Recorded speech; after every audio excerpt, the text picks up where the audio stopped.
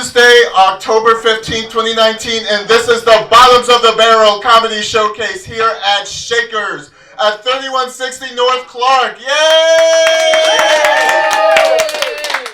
This is the comedy show with no budget, no future, no morals. I always like to say we're aiming low for success. When people ask, how low are you aiming? I said, did a show happen? They said, yes. I said, success. We don't promise anything good. We don't promise anything good. I'm your host, Thomas Bottoms. People ask if that's your real name. I'm like, no, my real name is Swallows. With a Z. Anyone remember having to do that whole adjective game in fourth grade? Like, find T for truthful, H for honest, O for optimistic. I had a Z in my last name. No fourth grader wants to be zesty. And Zoom didn't count, although Zoom probably works as an adjective for some of the people I've dated. We'll let that one lie. It's been a horrible couple of weeks. I've had to let my political correctness dial down a little bit. I was at a Culver's recently, and someone was ordering cheese curds with marinara sauce, and I'm like, where are your standards? Leave those curds alone. Don't you know they're red enough already? Make America great again. Someone said I overreacted. I said, no, I didn't. Something I've also done in my political correctness is I like to crash frat parties and just take a nap on the couch. Because that way at some point the frat guys will be like, hey, you need to get up. And that's when I shout out, unconscious is not consent. I will not be Kavanaugh! And they just asked me to leave. I don't know. Was that too soon? Too horrible? It's crazy. I am traveling to Baltimore tomorrow. Yay, round of applause. Someone asked about the men in Baltimore, and I'm like, yeah, they're available and they have scurvy. It's all right, you want to get that vitamin D, but give them some vitamin C first. Really. After that, in a couple of weeks, I'll be going to Las Vegas. Yay.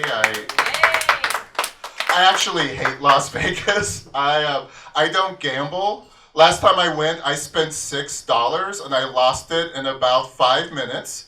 The final machine I lost it on was the I Dream of Jeannie machine. And as it took my final 94 cents, the theme song came on to mock me. And I was $6 broke. I don't know. Las Vegas, I have to say that after being to Las Vegas, the movie Showgirls makes a lot more sense. Oddly, it just does. It just does. I'm also be traveling to Dexter, Missouri.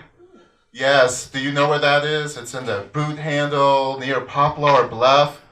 No Designing Women fans here? I don't know what's in Dexter other than a Walmart, and I've been told there's one set of teeth and 3 antique stores. I'm sorry, the clerks share one set of teeth, and then there's 3 antique stores. And then I'll be going down to New Orleans. Hopefully it's going to be cooler, because I one time went to New Orleans for Labor Day. And I went out to the French Quarter at midnight. It was 85 degrees outside, 90% humidity, and of a breeze. I, as you can tell, wear long sleeve shirts and layers. I was dying. And then a friend of mine, she's a local to New Orleans, and she's like, oh, it was so cool. It was so cool.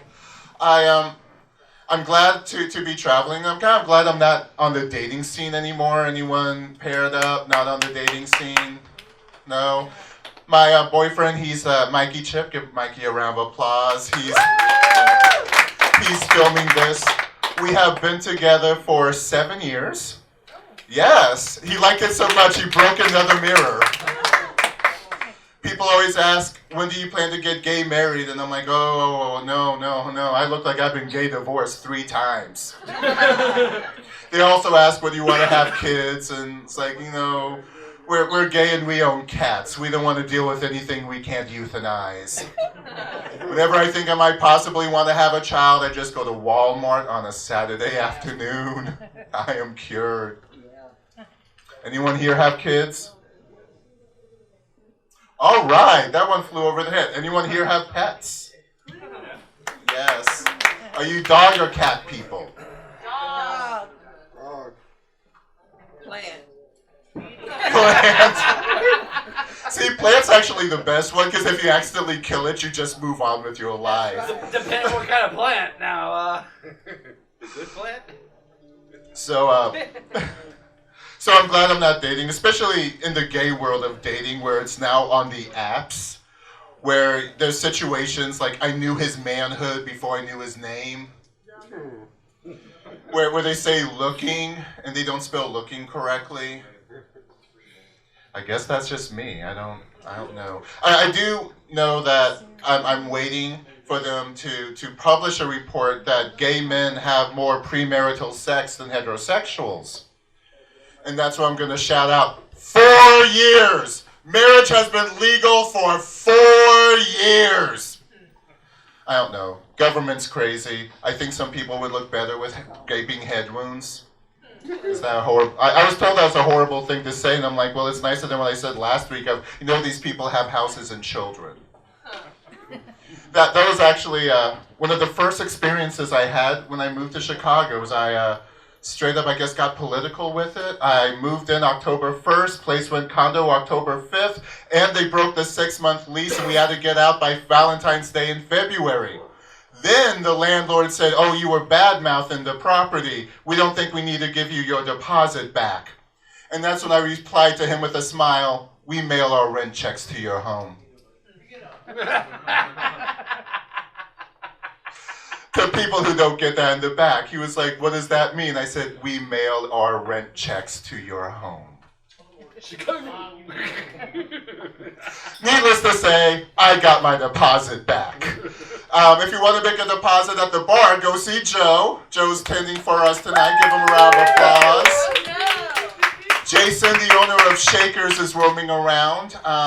If I had a blonde wig, I'd sing happy birthday to him like Marilyn Monroe, and that might be why he's hiding. You guys heard my vocals too? Is that it? Okay. We have some drink specials tonight. We've got $5 well drinks, $4 domestic bottles, and $4 Jaeger fireball shots, and $11 Long Island iced teas. And if you don't drink, that's okay. You can buy me one. Vodka is my little black dress. It goes with everything. People have challenged me this. They're like, vodka and prune juice. Yeah, that's called the Trotsky. It'll make me a hit in the nursing home. So we're going to bring up our first comedian tonight. Give a round of applause for Tori Kilkenny.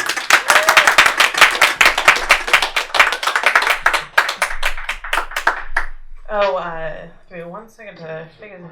Okay, it's spooky season. Do we like that? Yeah, give it a round of applause if you're here for spooky season.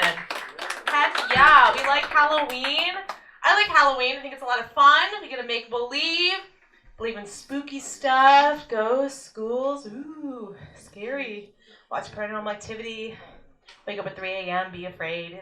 It's fine though. It's all in good fun. It's not real. If you're not in the spooky season, it is a-okay because the 31st will come. It will go. We'll be on to Thanksgiving, then Christmas, and the rest of the year, and you can just go back to fearing white men like you regularly do. That is me at the very least. So I am not from Chicago. I am from Kansas City. And yes, thank you. A big old round of applause for the place that I willingly left. So anyway, when I moved here, there was one thing that I was so excited about.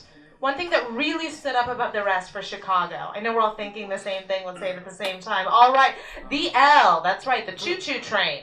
I was really pumped about the choo-choo train. I was like, I'm going to get a Ventra card. I'm going to load it up. I'm going to be independent. Own these streets. I don't have to park. I don't have to fill up on gas. I don't have to deal with any of that. And then I got a job in the Loop. Yay, paying rent. So great. And because I live so far out on the Brown Line, I always get a seat, which is wonderful. But I tell you what, nothing will de-romanticize the train for you quite like making, eye contact with the dick at 9 a.m. every morning.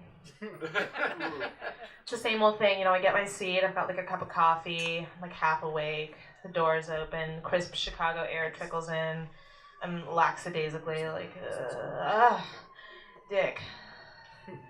How you doing? Good, that's nice. How are the kids? Oh, that's wonderful. Very good. Unborn. How's the old balls and chain, huh? Dick is a good guy. We have a lot of fun every single morning. So, on a related note we're going to take pregnant women. They get a seat on the CTA. Yes? We agree with that? Yes. Okay, cool. Yeah, you're going to carry on the generation when none of us want to. Thank you. We appreciate that. You get a seat. Your feet are swelling. Everything is gross. Have a seat. On a related note, I have an IUD. Okay? Now stick with me. Stick with the logic here. When you have an IUD, you can get cysts on your ovaries. Not a huge deal. They go away on their own sometimes. There are 3 different kinds. One of them is a dermoid cyst. Stick with me. Stick with me. I can feel you fading. Look alive. A dermoid cyst is comprised of the cells around the ovaries. So, a dermoid cyst can contain skin tissue, bone tissue, or hair tissue. Is it a baby? No, not technically, but in the eyes of the Republican Party, is it human life and will I carry it to term? Yes. Absolutely. Do I deserve a seat on the train? Absolutely. Move over, Breggers. I want a seat. I am carrying these to term, and God, do they hurt. I'm going to be a wonderful mother. Can't you just tell? So, I feel like becoming an adult is mostly trying to decide which of your parents you're inevitably going to become. You know what I mean? You're like, oh, am I my dad? Am I my mom? Oh man, look at the way that I'm like this. Look at the way that I'm like that. For me, I'm like, oh, obviously, I'm my dad. We both have the same way of emotionally greeting things. It's not unlike a dying golden retriever. We go hide and we do it. Do I feel an emotion coming on? What is that? Sadness? I have to hide. I have to go hide and cry in the corner so no one can see me. Just like my father. I learned it from him. It's wonderful. I'm also like my dad with my toes. That's right. My dad and I both have the nastiest, longest finger toes. His are curled up from being broken from doing 23 marathons. Mine are hooked and useless, like just a male nipple of a toe. My toes are disgusting. His toes are disgusting. Got it from my father. Now that I think about it, maybe I'm not like my father, because my father has reached an age where he communicates only by routes. Does that make sense to you? Have you ever talked to an old white man and all he has to do is talk to you about how the 90 becomes the 35 and then the 35 goes southward into Kansas City and all that stuff? I don't care, Dad! Anyway, now that I do think about it, yes, I am more like my mom. I was having a conversation with my mom the other day. We were talking about muscly men. She said, Victoria, I think that they're attractive, but I'm not about to cream my jeans. Did my mother use the phrase cream your jeans in casual conversation? Yes, I am my mother, and I am happy about that. Let me tell you. Let me go out on this. I've got one little thing for you left. Work is going very well. Thank you for asking. I finally found the bathroom where I can go poop in peace. It's very critical to a very successful morning at your job. Yes? Yes. Yes, thank you. Guys, I am obviously kidding. I am a woman, so I had my butthole sewn shut when I was 10. And when I'm married, we will cut it open and, get it right back to size, ladies. I'm an old-fashioned girl, so I'm saving anal till marriage. Thank you, guys. I'm Tori Kilkenny. Yay!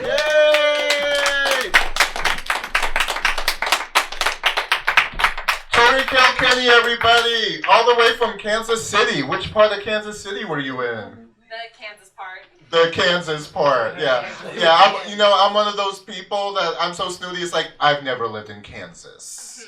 Never. I remember in my astronomy class, I went to high school in Colorado, and they used the example of space and time, and that if you get further away from a planet, it's like time stops. So imagine you're leaving Denver and heading west, and time just seems to stop.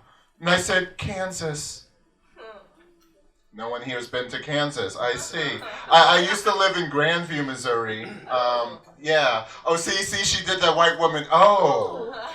Yeah. People would say, oh, doesn't it get dark in Grandview? And I'm like, the sun sets everywhere. I don't know what you mean.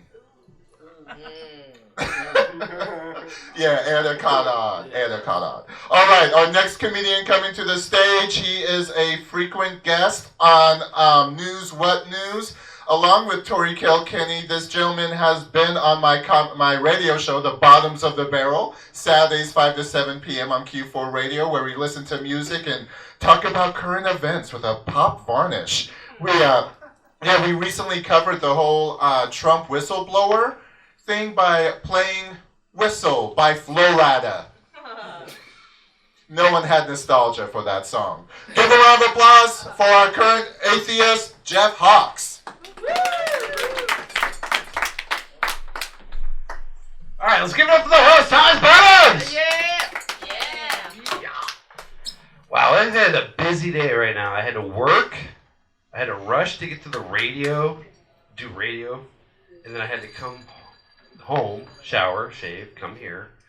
So now I understand why entertainers do cocaine.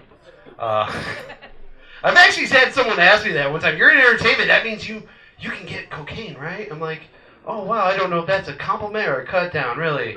Like, really, you think I'm making that much money I can afford cocaine? God bless your heart. Wow, it's been a crazy time in the news, isn't it? We were just talking about this on News What News, but I think we need to come together as a country.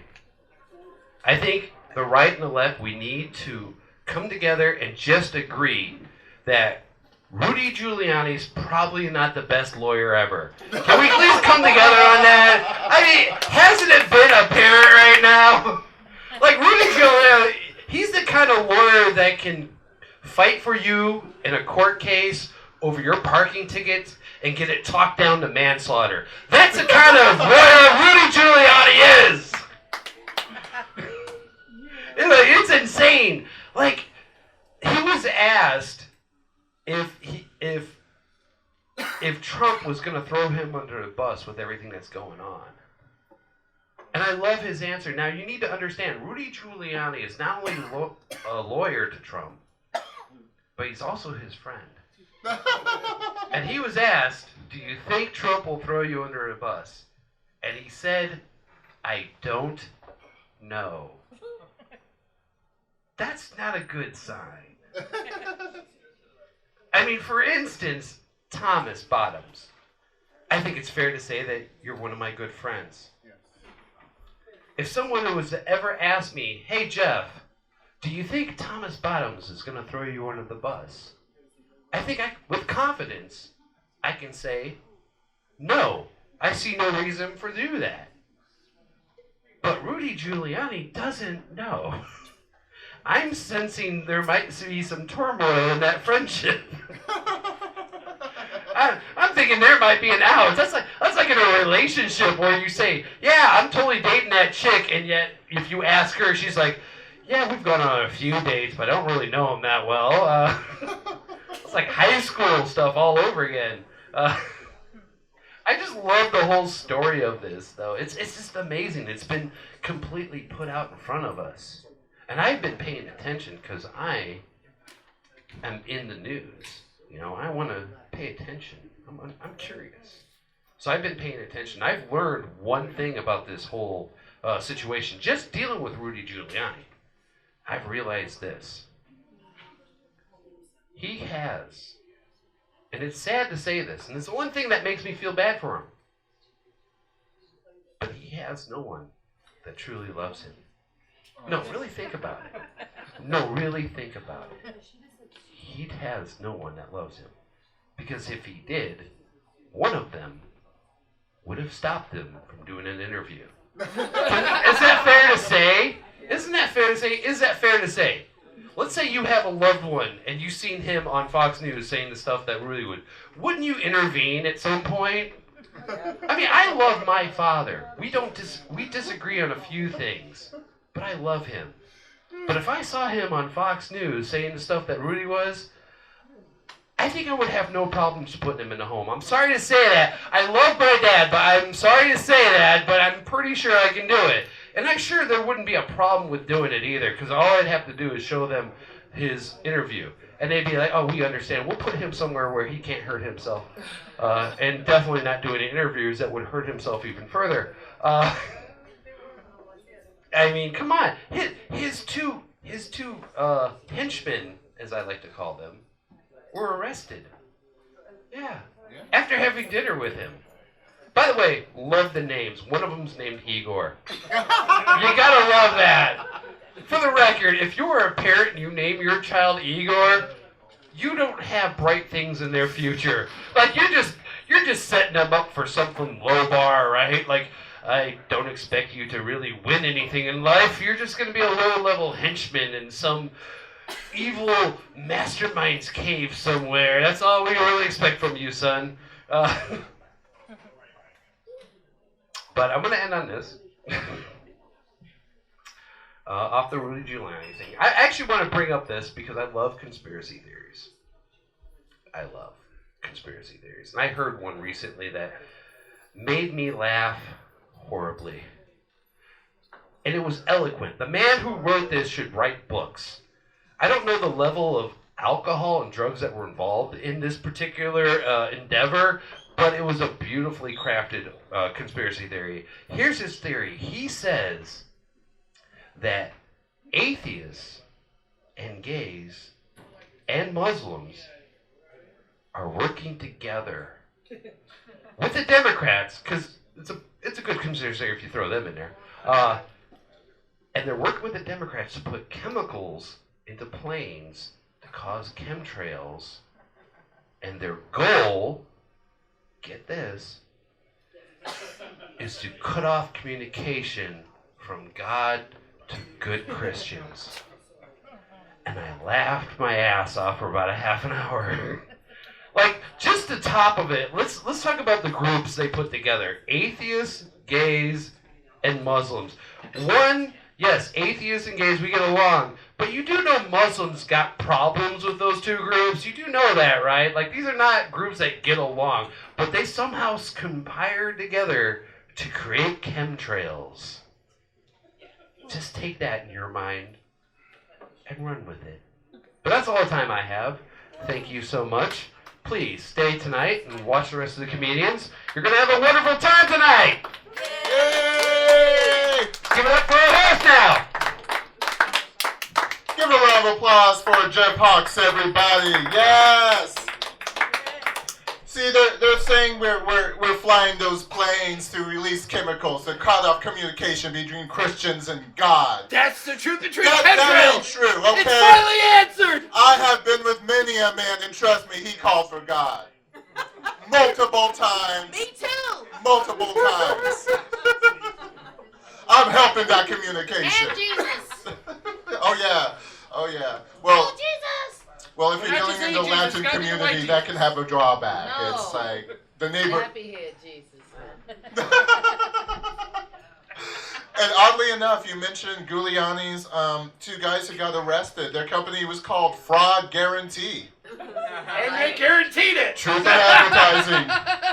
Our next comedian, she was on my radio show last Saturday. She got to listen to Madonna's Keep It Together and listen to a really bad, jazzed up Diana Ross version of I Loves You, Porgy.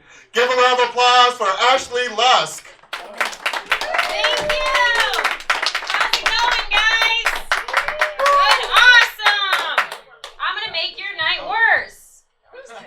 Good luck. No, you're right, I won't. I know who you are. It's already bad. No, guys, I actually didn't know who it was. Guys, I hated high school so much, I thought about getting pregnant. You know, just for the maternity leave. Anyone else? No? Just me? Okay, cool.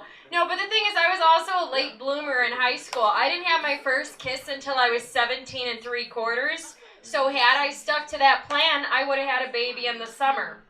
Yeah, and that's no good. No one likes a summer baby. That's what trash cans are for. You guys know.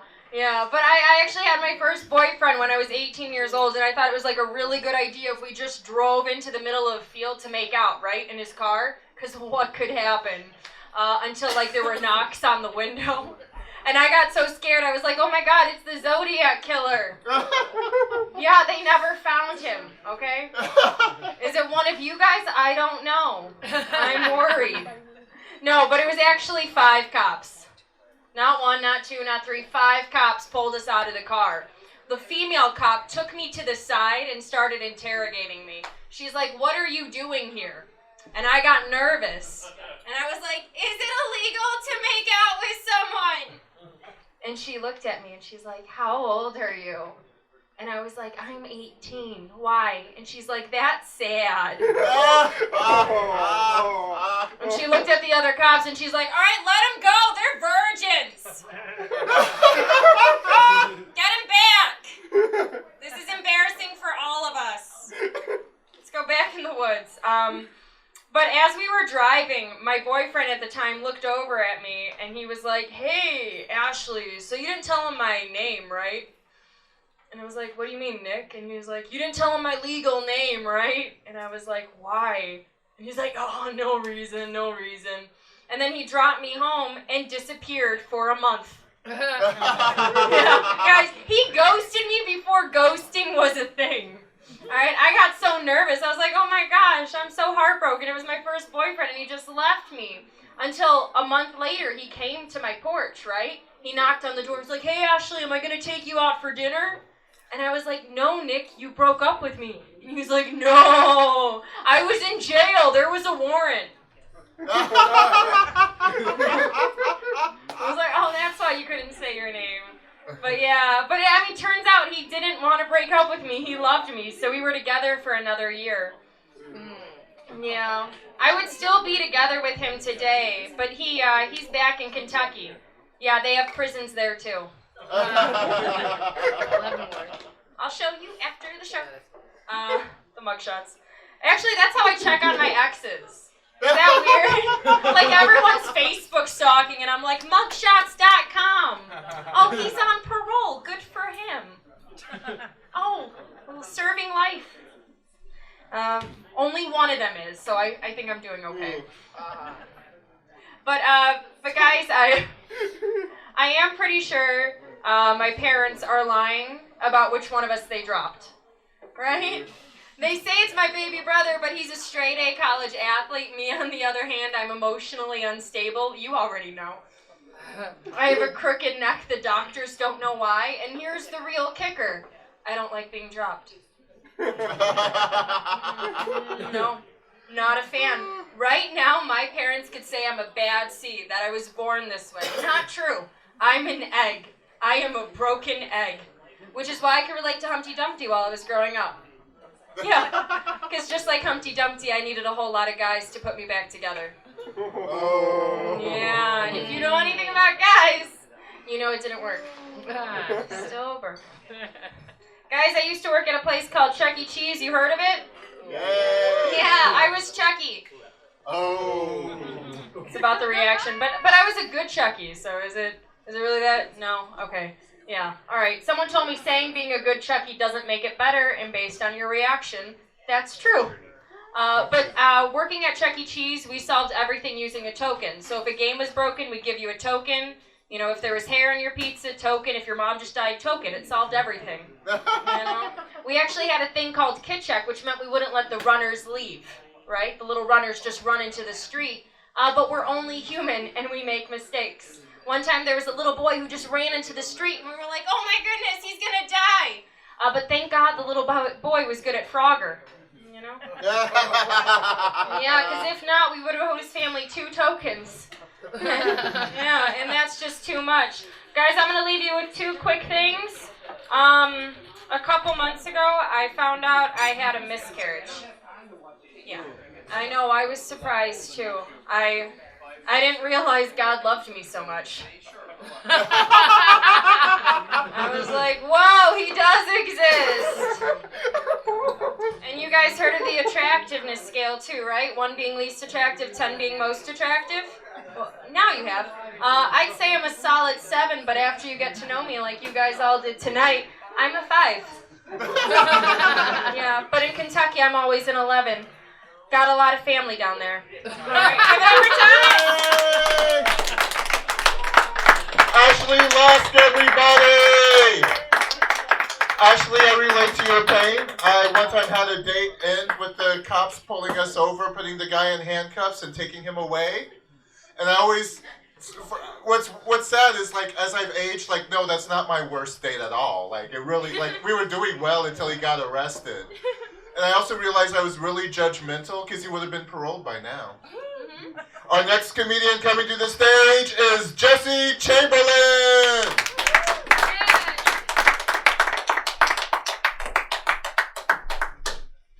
So, first things first, guys. Who likes to get blackout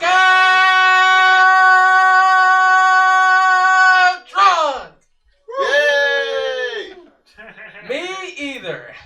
I hate blacking out because I always end up doing some dumb stuff. Like, you know, whether it be leaving a drunk text or a drunk call, or in my case, 11 drunk texts and 12 drunk calls. Oh, and 1 drunk FaceTime, because that's what any girl wants to see at 3 o'clock in the morning. My face just, how you doing? You know, you never really answer me.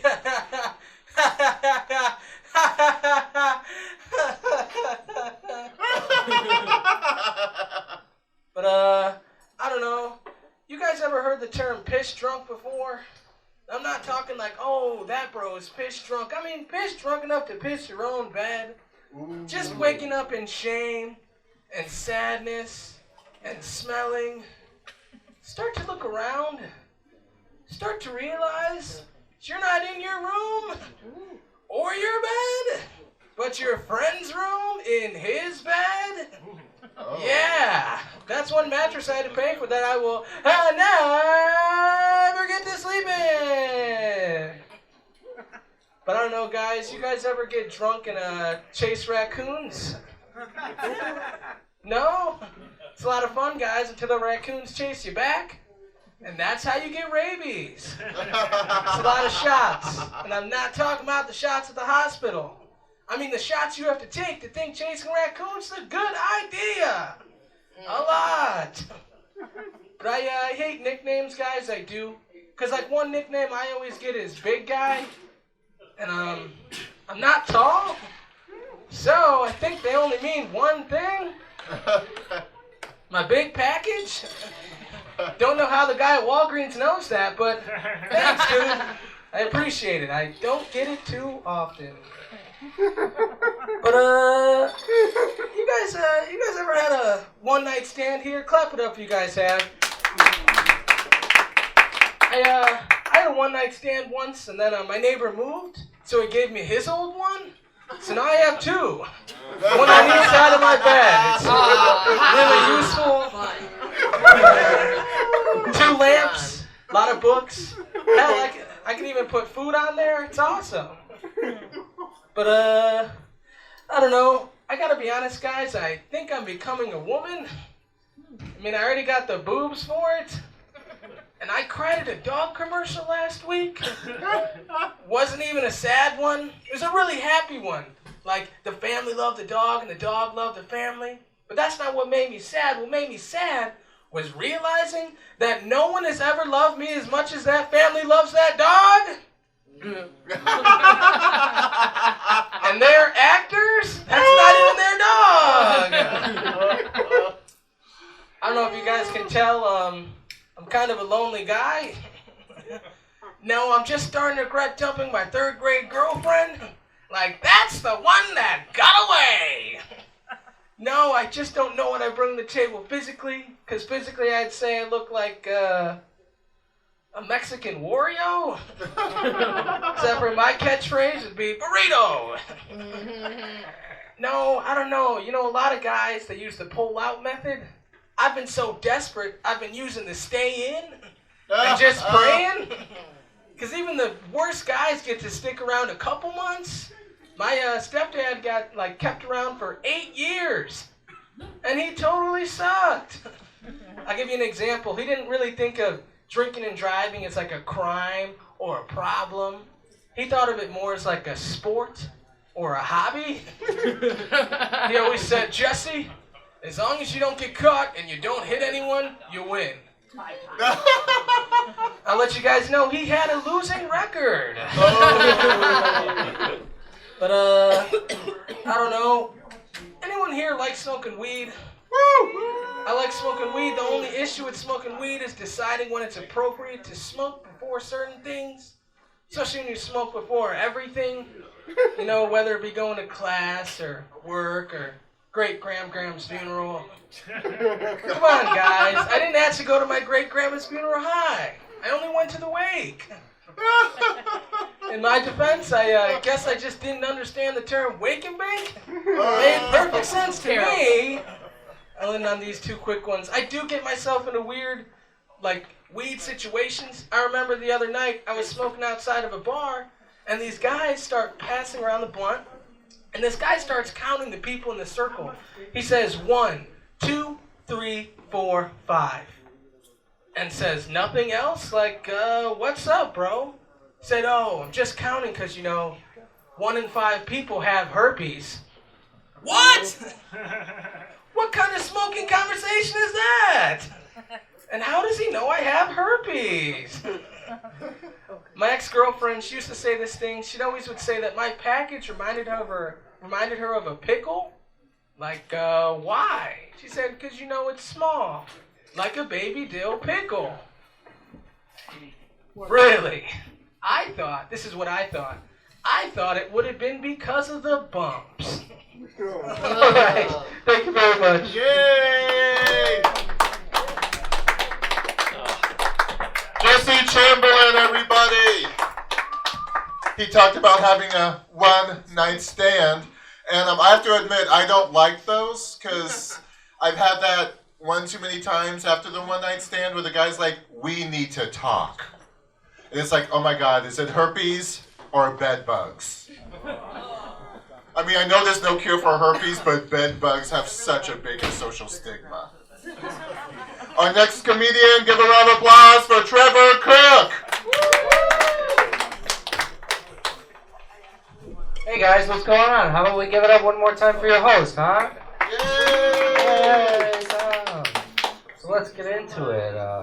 I have a friend that recently told me that he wanted to become a professional rapper, and I asked him for what kind of candy bar. Oh, okay, you guys don't like that joke. That's cool. I've been in the military for 5 years now. Fun fact? Yeah, thank you. I like taking your tax money, lady. I've been in the military for 5 years, and probably the funniest thing that I think about it is the amount of respect you get for it, right? Because even if you're like 17, people are like, oh, that's so bold of you. That's so brave of you to join the military at the age of 17. And I was like, dude, I can't even decide if I want to wear matching socks at the age of 17. I just did it because I needed a job, right? Like they were like, oh, your military benefits are this open can of PBR and a stick of gum. And I'd be like, sold. You got me, right? But the reason I'm telling you I'm in the military is because I was recently on the #1 live podcast in the world. And this podcast is called Kill Tony. And on this podcast, they let you perform 1 minute of stand-up comedy. And this show was being hosted all the way out in Fort Wayne, Indiana, right? And I left completely unprepared because I looked like complete white trash when I left. All I was wearing was gym shoes, camo pants, and a tank top that said nothing but Budweiser on it. I looked so white trash that the people of Fort Wayne, Indiana went, wow, he's from way down south. You know you look white trash when other white people from a small Indiana town say, what is he wearing? Jesus. But crazy enough, I went to the podcast and I actually got up and I performed and I bombed. And I bombed in front of legendary comedian Tony Hinchcliffe, but also legendary comedian Todd Barry. So I was feeling pretty great. And I went to my car and I messaged my friend Nick, and I was like, Nick, I tried the whole comedy thing. It was working out for a little bit, but I bombed tonight, and I'm going to end it all tonight. And he was like, whoa. You can't do that. Only good comedians can kill themselves after a bad set. I was like, oh, gee, thanks, Nick. Why do I need a therapist when I got a great friend like you? Awesome. And here's why I think God is mad at me. Because that's not the only thing that happened that night. I also managed to get pulled over by the police by going down like the only road in Indiana. And I had drugs in the car. Fun combo. It was just weed though, right? It was just weed, so it wasn't anything big. But in Indiana, weed is still illegal. So I got pulled over, and the cop came to the door, and he asked the first thing that you have to ask him when you're in Indiana. And he asked, son, you got any guns in the car? I was like, no, officer, they're in my trailer home. Next question. And he was like, okay, you got any drugs in the car? And I was like, I've watched enough cops to know that you're not supposed to lie in this question. So I was like, yeah, okay, I got drugs in the car. And he's like, okay, just pull them out and show me them. So I had this dab cartridge, which is basically like a vape pen with weed in it. And I pulled it out and I showed him. And he was like, son, I don't care that you vape. Just keep your sexuality to yourself. And I was like, why did I even say anything at all? Right? And he ended up having to search my car. And he found out that I'm in the military. And he was like, you smoke while you're in the military? And I was like, no. I smoke because I'm in the military. It is stressful and ridiculous. You have no idea what I have to deal with. But then I gave him a few hits and he let me on my way. It was pretty nice. Awesome. And I ended up driving home completely fine, luckily. And I'll end on these two jokes. Actually, it's just one joke. I'll just end on this joke. I really don't get enough sleep. I think it's become a severe issue. I only get like 4 hours of sleep a night. And I think it's become a very severe issue because I get less sleep than Jeffrey Epstein gets time in prison. Ending on that jargon. Thanks, guys. Yes. Trevor Cook, everybody. Give him a round of applause. With the Jeffrey Epstein thing, they're always like, oh, Bill Clinton went to those parties. The ones with all the supermodels? Yeah. No, he didn't. Like, he would show up at, like, does any of the women have, like, a chubby cousin? Any like, woman who would not be per se attractive? More Rebel Wilson? No. Not Demi Moore. Okay, do you understand? All right. I used to live in Indianapolis ages ago. I lived off Post Road. In Country Lake Apartments, yes. It has a one-word Yelp review, ghetto. Where was I going? Oh, yeah. The neighborhood was so bad that someone had spray painted a carport with the F word and misspelled it. They forgot the C. I guess I was the only one in that neighborhood. All right. We're going to continue. Our next comedian, she's brought the audience. Give her a round of applause for that. She has been on my radio show fairly recently and had a good time. Give a round of applause for Barika Akira. Hey guys. So first off, I just want to let you know what my pronouns are. It's her, she, your majesty. And on January 1st, you can add your highness. Yay! So, do we have any animal lovers in the house? Yeah. Yay! Well, I've got 4 pets who I refer to as my husband and 3 children. Yes, I am married. However, I do not wear my ring because I'm allergic to it and the person who gave it to me.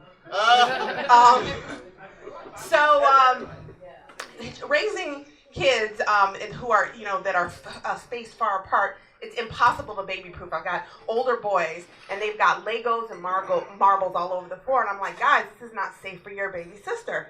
So I'm like, come and pick the stuff up. So they go and pick the stuff up, put it in a bag, and set it down, and I'm like, thanks, guys. Thanks for helping to keep your sister safe. But I've got some bad news for you. We're going to have to get rid of you two. My older son, he's like, Mom, what does this have to do with Bono? And I'm like, Bono, oh, you two.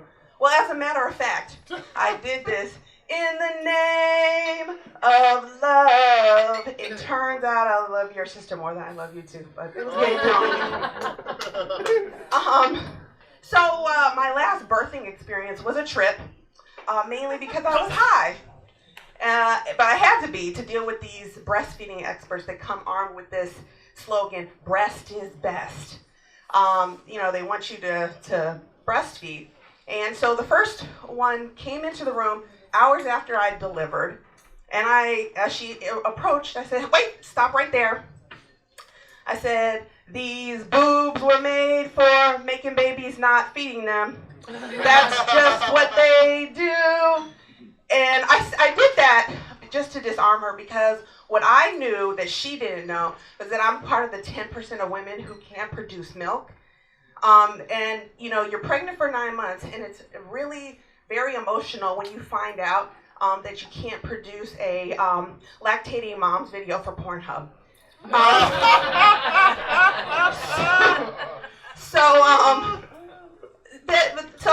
So she comes. I said, okay, come here. And so then I grabbed her hand and I put it on my boob, and I was like, you may think these are too big to fail, but you'd be wrong. She looked stunned and she scurried away after I Me Too'd her. It didn't stop other ones to keep coming in to see, what I was dealing with. I actually call these people got milk Nazis.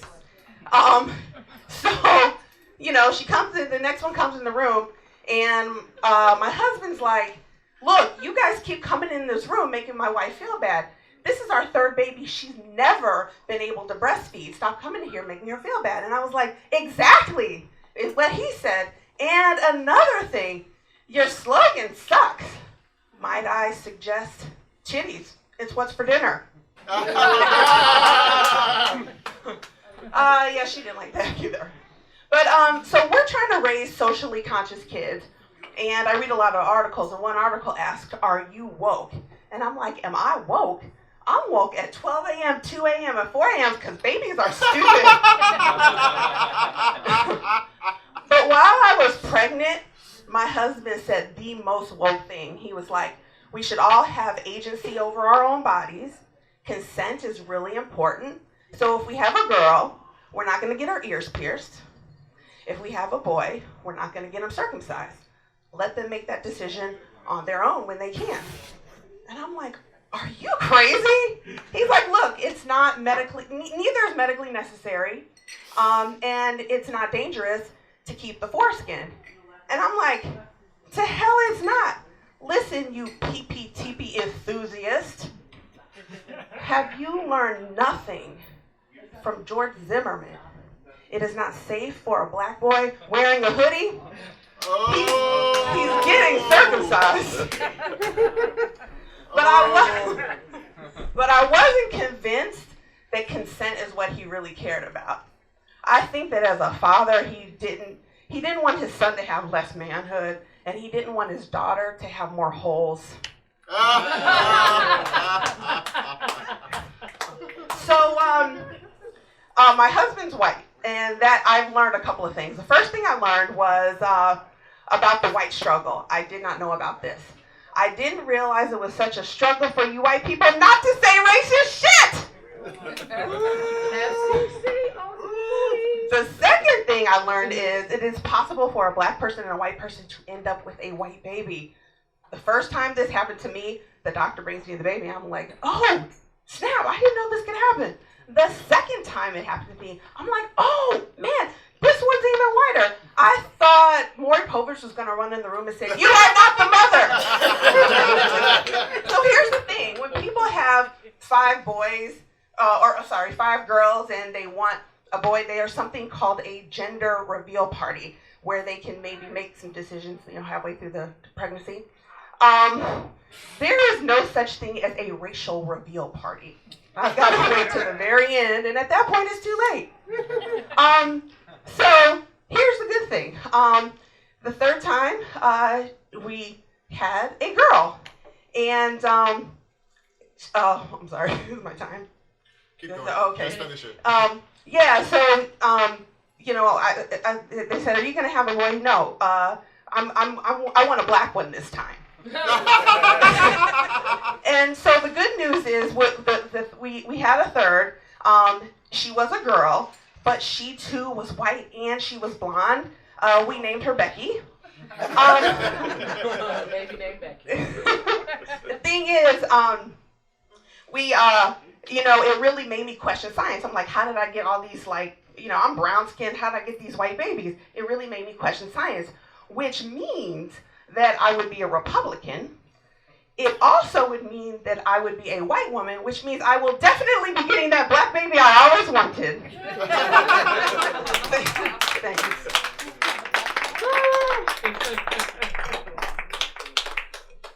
Barika Akira, everybody! Give her a round of applause. Yes. You give me hope I was possibly adopted. Thank you. I come from short brunettes. I don't think we're related. All right, our next comedian. Give a round of applause for Joe behind the bar, everybody. Are we drinking tonight? Life is too short to be sober. We've got our $5 well drinks, $4 domestic bottles, $4 Fireball and Jaeger shots, and $11 Long Island iced teas. If you're not drinking, again, buy me a drink. I like Fireball. I'll take that hot shot down my throat.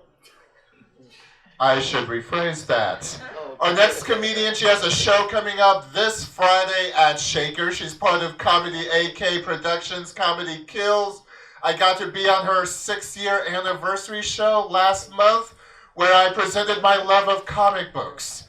I showed the issue to Femme Force Special #1, a busty Nazi, shirt cut down to the waist, wielding a whip, is accosted by equally busty but less attired superheroines. Femme Force Special. Let's be honest, with a cover like that, if they speak in complete sentences, they've surpassed our expectations.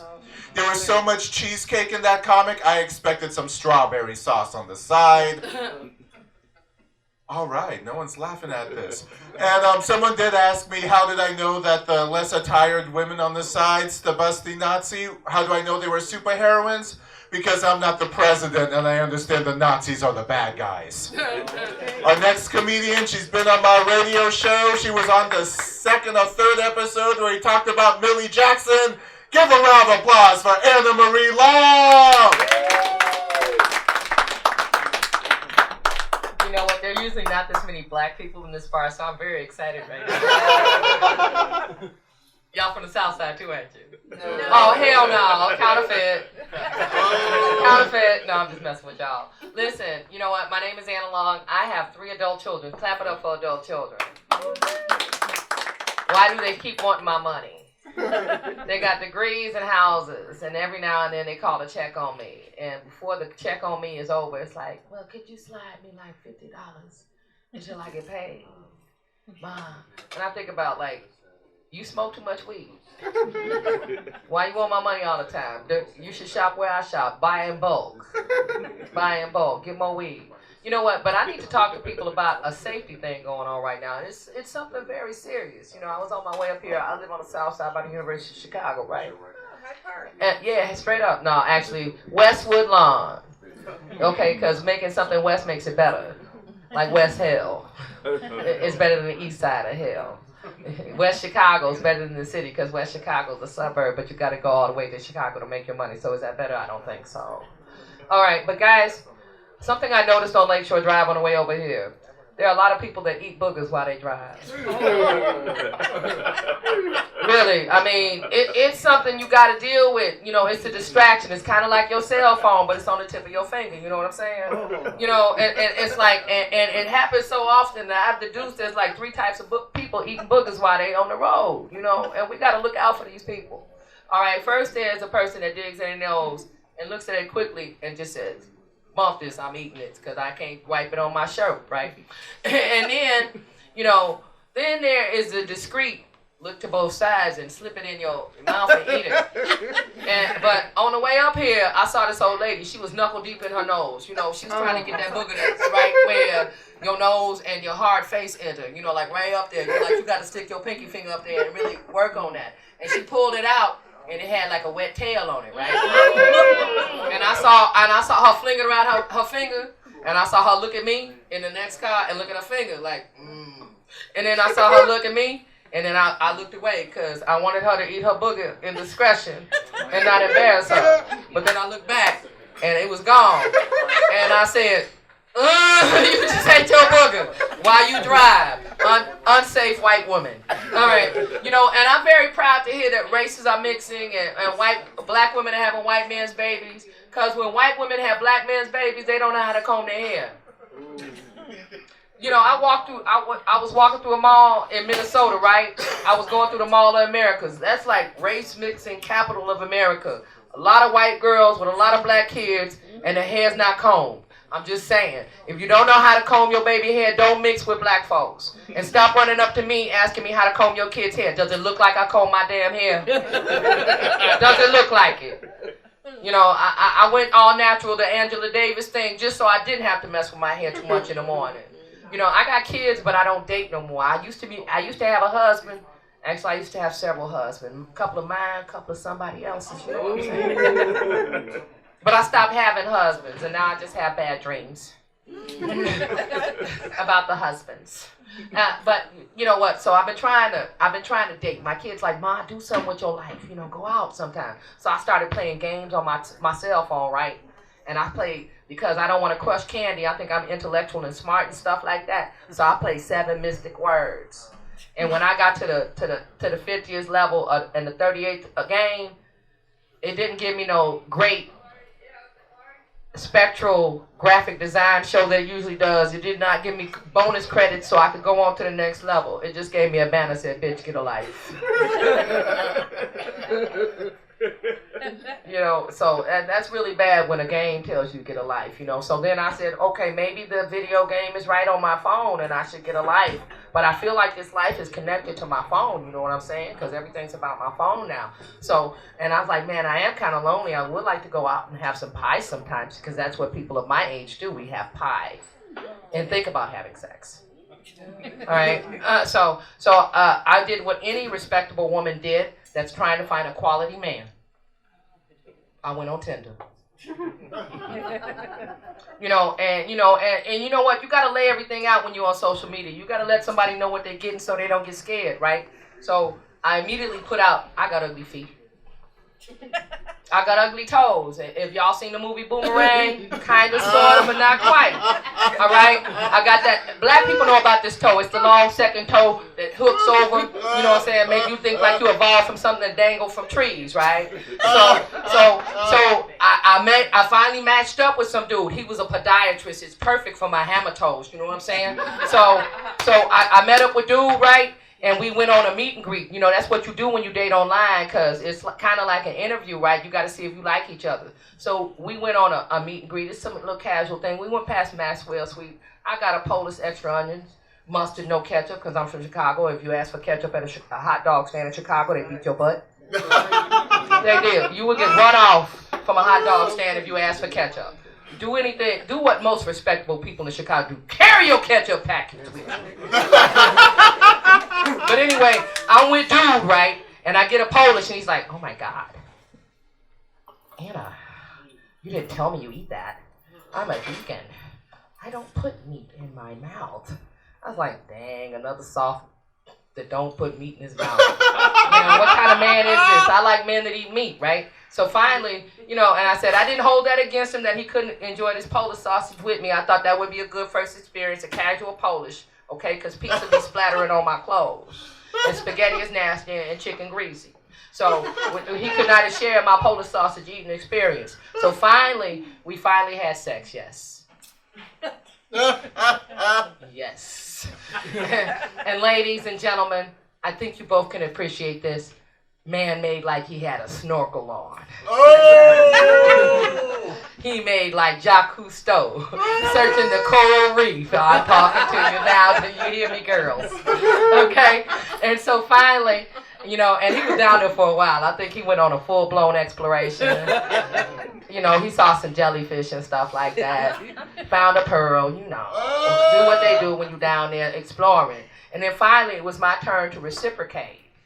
And I thought to myself, and see, because I'm like, older and stuff, I started thinking back, and I had flashes, right? So when he put his ample shaft in my face, all I could think is, I don't put meat in my mouth.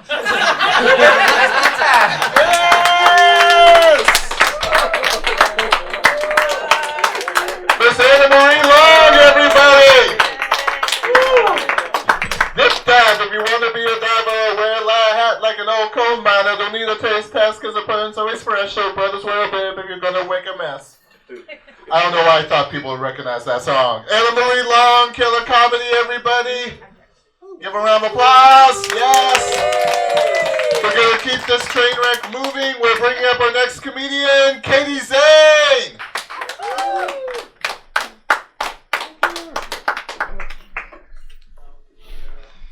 Y'all were taking notes, right, when she was talking? She was dropping knowledge like none other in that set. And I will tell you, Polish first date, that's going down in my notebook.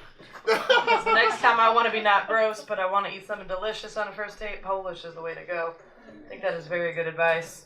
You guys have all peed your pants, right? Everybody in this room has definitely pissed their pants as an adult. You've coughed or laughed really hard. You've peed a little bit, right? Maybe you didn't full on pee, but you did a little bit. When I first started doing stand-up, that was my reality at the time. And so I wrote a lot of jokes about it. And the thing is, it's like my body heard the jokes and then doubled down on its bad behavior. And what I'm trying to tell you guys is that now when I cough or laugh really hard, I come. Yeah, and I don't mean I have an orgasm, no. I just female ejaculate into my underwear. And it's just a mess. And the thing is, like, there's no discreet way to carry a sex towel for just yourself. Right? Also, like, just don't let me come over to your homes. Like, don't let me sit on your furniture. It's probably not safe. Like, that's just plastic down. That's all I'm saying. If I come over to your place, just, pretend like I'm an incontinent old person just visiting your home. Because I probably am that day.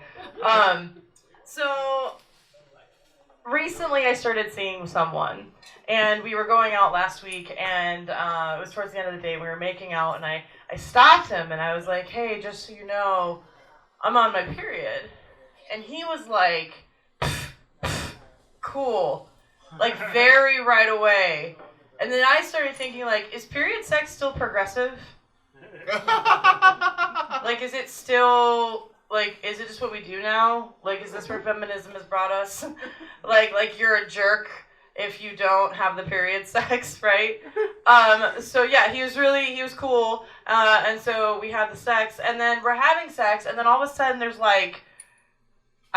there's a lot of moisture happening. I don't know if it's cum, I don't know if it's blood, I don't know what's happening. And so the thing is, like, when you're having sex and you're a lady and you're the vagina haver in the situation, you can't see what's happening. You can only rely on the person you're sleeping with to tell you what the hell's going on down there. And I'm like, hey, can you see what's happening? And he's like, does like a lean back and then like looks, and then he's like, everything is fine. And then we carry on with our lives and finish what we're doing, and then he gets up, and it looks like I've murdered his dick. Like, he is just covered in like an ungodly amount of blood, and it becomes a whole thing where you can't figure out how to get it off. And then in my head, I'm like, I've been getting period blood off myself since I was 12. this man has it on him for 15 minutes, and like he doesn't know what to do with himself. I had to like coach him through the washcloth situation and like let him take a shower in my apartment. We just started seeing each other, very new relationship. Too early for a shower in my apartment, and so like that had to happen. And then he also, my favorite thing is like in the whole scuffle when he didn't know what to do with himself, he says verbatim, he's like, I just want to get this gunk off my body. He uses the word gunk, like verbatim. And then follows it up with, no offense. And I'm like, cool, none taken, that's fine. And I did eventually get that man washed up, and he's cool now. And he still wants to hang out with me, so I think that we're in good shape. And did you guys know, speaking of dicks, did you guys know that Texas recently is the first state to officially make the dick pic illegal? Like, What? it was, yeah, it wasn't already, right? Like, it wasn't already a little bit illegal to send people pictures of your dick. Okay, whatever. But now it's like official on the judicial documents there. Yeah, it's a $500 fine for a dick pic in Texas. When I heard the fine amount, I really didn't think that was enough money for an unsolicited penis in your phone. If you've ever seen an unsolicited dick, you know what I'm talking about. I feel like $500 not enough money for all that. Also, did you guys know that in Chicago, if you feed a pigeon, it's the same fine, $500. And so I'm just saying, I feel like the dick pic situation, yeah, definitely should be more.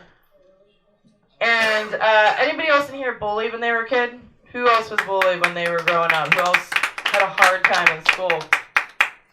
Yeah, I was bullied pretty bad when I was in school. Pretty much 5th grade was the worst year. And it really culminated with, like, kids putting ketchup packets on my chair.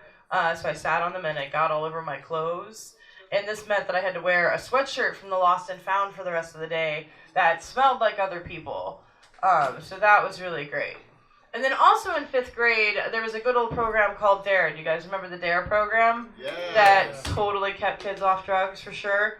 Yeah, definitely kept kids off drugs. I say this as a person who's done and does a lot of drugs.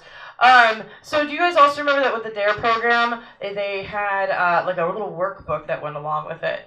And inside that workbook, there was cartoon drawings of drug addicts. And so what I would do is I'd go through the little workbook and I would label all the drug addicts as everybody who was mean to me. Because that's how I would deal with people who were bullies. I would just hope that all of them would have drug addiction. And that's how I dealt with people being cruel. But then I became a performer. And I realized that I was really wishing the wrong thing for them. Because really the worst thing you can really wish for somebody is, you know, like when someone is very passionate and very excited and loves a thing, and they do it over and over, but like they're not good at it, and they're just mediocre, and that's just like a horrible thing. That's unfortunate. That's something I hope that I don't have for myself. But like, you know, you just do it over and over, and that's what I should have been wishing for them. Like just mediocre performer life. And on that note, and those words, I'm gonna get out of here. I've been Katie Zane. Thanks so much. Yay! Katie Zane, everybody! Give her a round of applause. Yes. I relate to your pain, Katie. I was bullied relentlessly in high school. I was bullied so much that I actually transferred schools my senior year. And when I transferred schools, the people from my school, first school, were like, oh, if you transfer, you're going to miss at the reunions. And I said, not if I keep practicing with my rifle. And I went to school in Colorado. Oh, yes. Give a round of applause for our next comedian, Nathan Kamal. Thank you, Thomas. Hello, everyone. Hi. All right. So I took the train here for the purposes of this joke. And I got confused because I saw a sign, and the sign said, "Dear HIV, we didn't stop trying. XO, XO, science."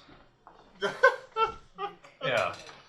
And I was perplexed because I didn't know why the abstract concept of science was sending fun and flirty notes to a disease. Like Science's a mean girl, and it and every disease in the world go to high school together. And it made me wonder, are there other signs around town that I'm not seeing? Like one that says, "Dear Leukemia, do you think about me?" It's Science. Or, "Dear Polio, I'm over you." It's Science. Or even, "Dear HPV, you up?" It's Science. Okay, enough about that sign. I want to talk to you about something important, something real. I want to talk to you about Elton John. You remember Elton John? He's the fictional character from the smash hit film Rocket Man. A film that's very similar to the smash hit film Bohemian Rhapsody. Except it's not directed by a sexual predator, so it's a better movie. But Elton John is a rock star. He's lived a rock star life, done a lot of terrible things. Did you know that he was the one person in the 1970s to have done cocaine? He did all of it. Or according to the smash hit film Rocket Man, he one time stooped so low that he drank alcoholic beverages at breakfast time. The single darkest time that you can drink a mimosa. Or that in one of the lowest ebbs of his life, Sir Elton John wrote a song about the endless cycle of birth and death, and he called it The Circle of Life, and it ended up in The Lion King. But the worst thing that Elton John ever did is not covered in the smash hit film Rocket Man. And I'm, of course, speaking of the murder of Princess Diana. No, I'm kidding. Everybody knows that the Queen of England did that. But the most terrible thing that Elton John did actually was related to that, because when Diana died, he released that song, Candle in the Wind, 97. You know it? Yeah? Because goodbye, England's rose, you were always in our hearts, and I make money from this song just because you died. And that's really messed up. But the really messed up part about it is he used that song to commemorate Diana, and that song is not about her. That song is about Marilyn Monroe. It was an existing song that he just changed some lyrical references about, and it was like, yeah, it might as well be about my dead best friend. And that means at some point, somebody came to him and was like, "Sir Elton, there's been a terrible tragedy. Your friend, Princess Diana, the people's princess, has died in a terrible car accident." And he was like, "Oh no, why did I quit cocaine?" And they're like, "Oh, would you like to do something? Perhaps commemorate her through your art?" And he said, "Yes! I shall perform a whole song before the world and her 2 young sons who are grieving and will grow up to be hot for a small window of time." I said, "And so you're going to write a new song?" And he said, "No, I already have one about someone else." And the strangest part of all of that, which are verifiable facts, is that Candle in the Wind was his second choice for a song. And his first choice for a song was a Christmas song. It's called Step Into Christmas, and it begins very solemnly. Bum, bum, bum, bum, bum, bum, bum, bum, bum. Step into Christmas, step into Christmas. And he wanted it to go, bum, bum, bum, bum, bum. Death of a princess, death of a princess. True things. Okay, we talked about a sign. We talked about Elton John. Both of the subjects. Something personal about me. I am legally blind. It is a fun fact. And I am legally blind because when I was 4 years old, my brother sprayed WD-40 in my eyes. Yeah, it was fun for everyone. But the annoying thing about being just legally blind is you don't get like Daredevil superpowers from it.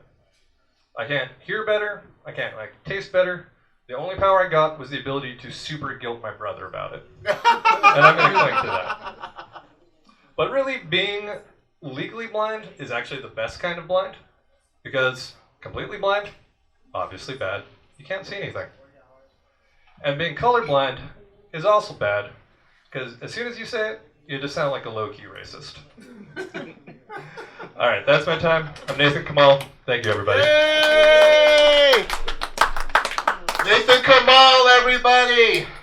Don't worry, I'm gay, but I don't have the Queen or Elton John gene. Like, we go to my house and like pull out the like Chic produced Diana Ross album. All right, we're gonna go upside down, boy, you turn me. It's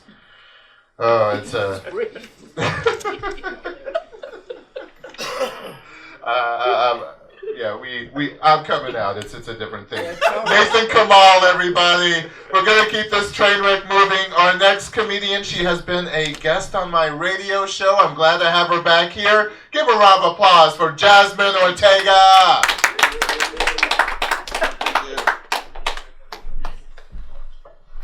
What up, guys? I mean, I'd ask you how you're doing, but I don't care. I got an IUD right before this show. So, I mean, forget stand-up. I'm happy I'm standing up. See, it's funny because, like, I know y'all thought you were going to get a comedy show, but no, I'm doing extreme stunts here. I don't know what's driving me anymore, my masochism or ego. Someone, please tell me I can stop doing comedy. So...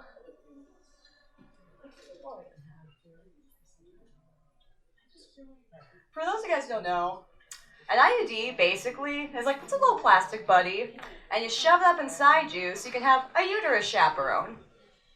I mean, it's pretty great. It's already T-shaped, so if any kind of sperm and eggs start intermingling, it's right there to say, hey kids, leave room for Jesus. Which I kind of find ironic since I got the IUD so that I could laugh defiantly in the face of God while I rode my boyfriend to non-completion. But I mean, the IUD is the one looking out for my best interest. Sounds like the guardian angel to me. Especially because it's the only thing I really trust. I come from a line of very fertile women. Like, my mom got pregnant twice on birth control. My abuela got her tubes tied, still got pregnant. Yeah, we're Mexican. We could get over and under a border wall. You think a couple knots in the system would stop us? So, naturally, I was a little worried getting the IUD. I wanted this to go right. So I got there early. I took the pain meds they gave me. I smoked a bunch of weed. I was ready.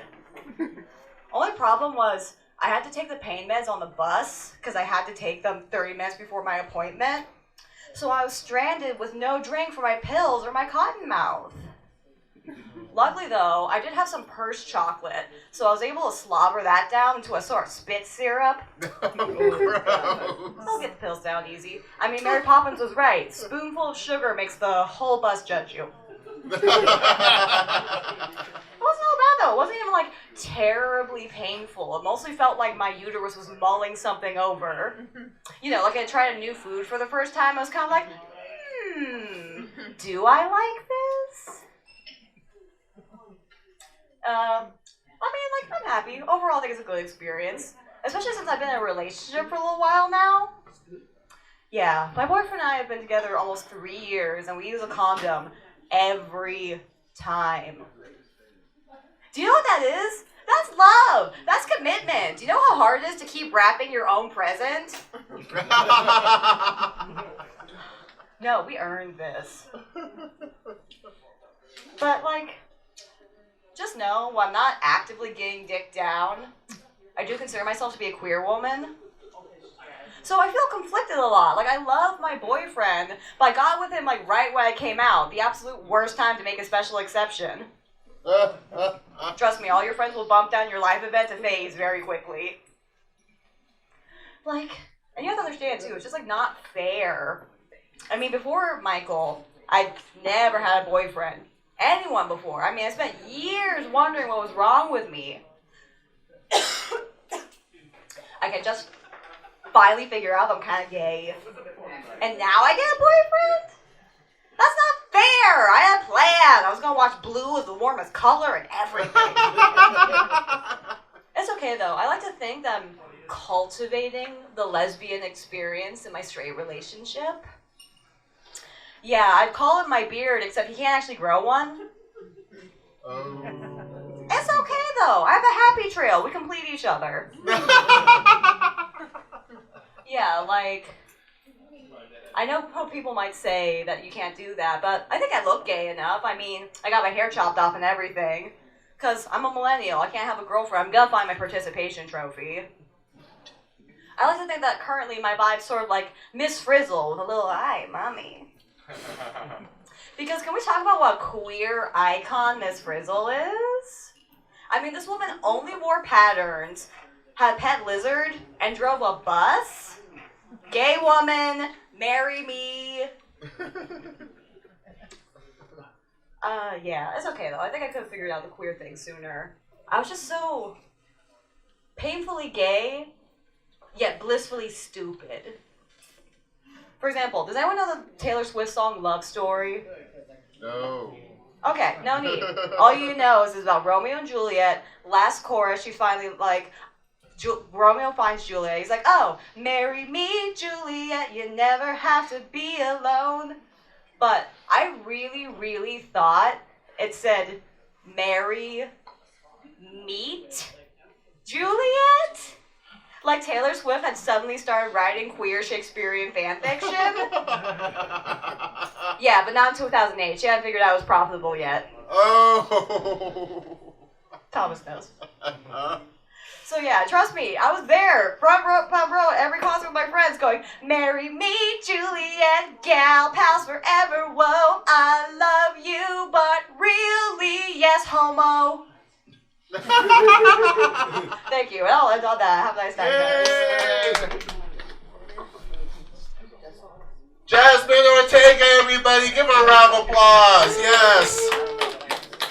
Jazmyn, I knew I was gay in elementary school. I lived a year in Window Rock, Arizona, capital of the Navajo Nation. Me and the neighbor boy, we'd go up into the mountains and play the Blue Lagoon. He would take off his shirt and I'd paint on my eyebrows like Brooke Shields. Our next comedian, he's no stranger to this show. Give him a round of applause, Robert Roll! Thank you. So, I think I'll begin by addressing the elephant in the room. Yes, I know I sound like Hank Hill if he read books. So, yesterday was Columbus Day. Some people don't like that. A lot of people don't like that. They call it Indigenous Peoples Day. They think the name should be changed. I think that we can still call it Columbus Day, but let's celebrate Chris Columbus instead. You know, the director of Home Alone and Mrs. Doubtfire. So, not a fan of older people on Facebook. I don't like the statuses that they share when they say things like, "When I was growing up, everyone knew their neighbors, kids played outside, and curfew was when the street lights came on." Yeah, that's great. Not everyone grows up in the suburbs, okay? I grew up in rural New Jersey. We didn't know our neighbors because we didn't have any. If I didn't play outside, it was because there weren't any other kids for me to play with. And guess what? We didn't have street lights on our block. You don't have street lights on a block that goes house, orchard house, wood, swamp house, cornfield house, wood, swamp, graveyard. Recently learned a little bit about Facebook etiquette. I learned that if a woman announces on Facebook that she's pregnant, don't write in the comments, "So are you keeping it?" I don't have any kids. But I know that when some people have kids, they say that they don't want their kids to be gay or autistic or female. I say, if I have kids, I just don't want any of them to have a goddamn peanut allergy. Not in a position to have kids, though. I recently got a new place. It's a studio apartment, which is awesome. I'm by myself. But I've had to buy some stuff for my apartment since I don't depend on roommates. And I've been buying stuff from thrift stores lately. And I like the idea of thrift stores, a place where people can go to buy the things they need at affordable prices. And the good thing is the things that you buy at a thrift store are donated from people out of the goodness of their hearts. And people need things like coats and dinner plates and apparently a VHS copy of Airheads.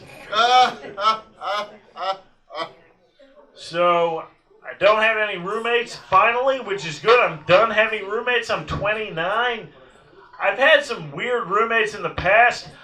I had one roommate who was really creepy, and I know that sounds weird coming from me since I look like I used the internet to learn how to make bombs out of stuffed animals. But hear me out. First of all, this guy was 49. I was 24 at the time. My landlord picked him, not me. But also, he was a conspiracy theorist, so he'd say weird things to me like, Robert, don't use Gmail. You know why? Because it's not Google Mail. It's government mail. But the creepiest thing about this guy had to be the fact that his name was Walter. You don't trust anybody named Walter who was born after Pearl Harbor. If you had a couple now in 2019 and they were expecting a little boy and said they were going to name him Walter, what they're really telling you is, we don't want anyone inviting our son to a birthday party ever. Walter was a roommate of mine when I lived in Philadelphia for a little while. Philly, for those of you who don't know, is a sanctuary city, and Trump doesn't like that because he thinks sanctuary just means immigrants will come and commit crimes. Here's my question, though. How is a crime any worse if it's committed by an immigrant? I don't think anyone's ever gotten mugged, and the next day they told their friend, oh, it was awful last night. This guy with a gun came up to me, he took my wallet, my phone, and the worst part was he didn't even speak English. A couple of years ago, a woman got killed by a drunk driver who happened to be an immigrant, and immediately conservatives were saying, see, this is why we can't let these people into our country. Why? Because they're taking away opportunities from American drunk drivers? I'll leave you with this. I don't think you should be allowed to have an opinion about border security if you don't live in a border state. Seriously, you'll hear people saying things like, illegal immigrants are a threat to my community. And it's like, scumbag, you live in Ohio. I guarantee you, no one who is actually crossing the border illegally is saying, oh boy, USA, land of opportunity. Now, which way to Canton? All right, that's going to do it for me. Give back to your host, Thomas Bottoms. Robert Rule, everybody. Give him a round of applause. Don't forget Joe at the bar. We've got $5 well drinks, $4 domestic bottles, and $4 Jaeger and Fireball shots. And I'm angry no one wants to put their shot down my throat. I am angry about that. It's only $4. You can go ahead and buy me a Fireball. It's okay. Give to the community. Our next comedian coming up, we have Andrew Cohen. Thank you very much. So I finally got off Tinder. Yeah. Yay! Well, not for the reason you think. I just didn't like what was happening and like the results. Like I matched with one girl. I said hey, and she said no. And she was honest. So I walk dogs for a living. It's okay. Like I was talking to my mom the other day, and she was like, why don't you use that to pick up girls? Girls love dogs. I'm like, Mom, it's kind of hard to flirt when you're holding a bag of dog poop. Like, how's that supposed to work? Hey, yeah, it's dog poop. You want to sniff? Like, I don't know how it's supposed to work. I have to go to a black tie wedding in a month. Yeah. The one thing I don't get about weddings is like there's the save the date and then an invitation. I'm like, that doesn't make any sense. Like I wouldn't do that, Like if I was ever getting married, which probably won't happen by the end of this joke, I would I would only send some people save the dates and some people invitations, just to mess with them. People calling them up, trying to make plans. Hey, Mark, you want to go golfing with me this weekend? Sorry, going to Andrew's wedding. Oh, you were invited? No, but I gotta save the date. Invitation should be coming any day now. Nope. And also another thing was the bride sent us, the family, an email saying, in 1 month you will officially be related to me. I'm like, is that supposed to be encouraging or something? I don't get what the point of that email was.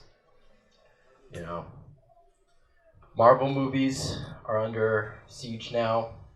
Yeah. If you don't know, apparently Martin Scorsese, he was like, Marvel movies are not cinema.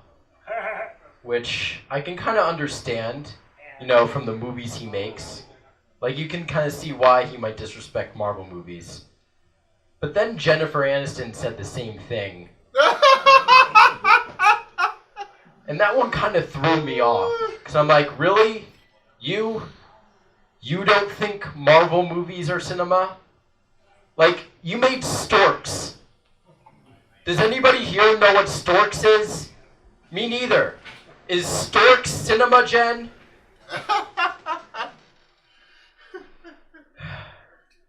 Anybody know the game Fortnite? Yeah, in case you don't know, it's a game mainly played by 10-year-olds and unemployed men in their 30s. And apparently, I was going through Twitter, and on Sunday night, the game apparently shut down and was swallowed into a black hole. The game, not the people playing the game. Unfortunately. And so to me this was so funny because it's like imagine if like it's like seeing what would happen to a bunch of vape addicts if one day all the vape juice in the world just went whoosh into a black hole.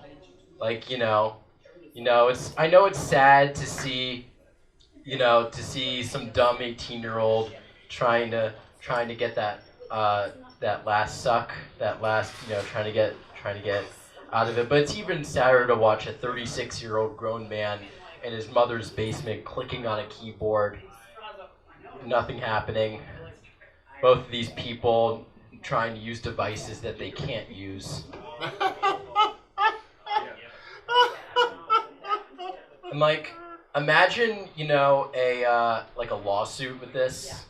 Okay, on the docket today, we have Fortnite versus Steve Brown. Steve, you are suing Fortnite for $100 million for, let's see here, pain and suffering. And Steve's like, they made me look outside!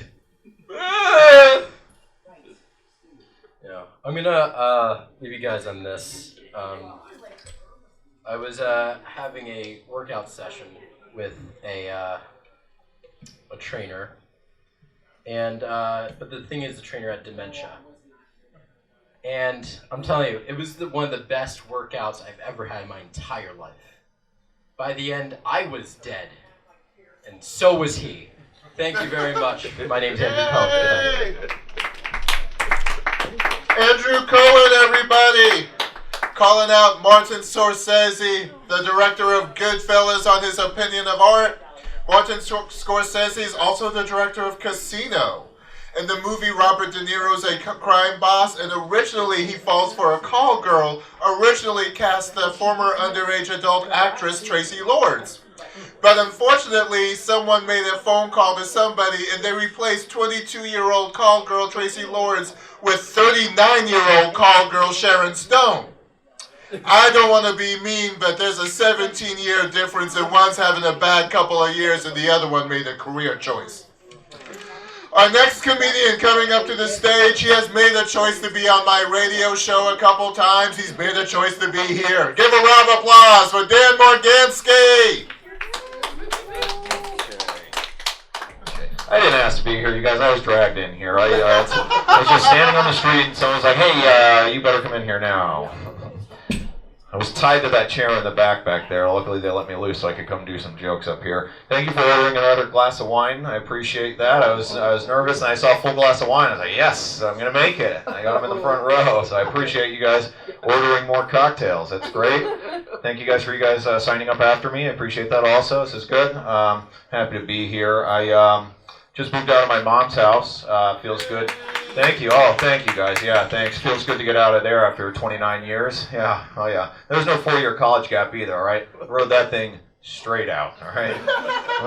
Went to local community college, walking distance. Yes, that's how you do it, baby. 3 semesters. Yep.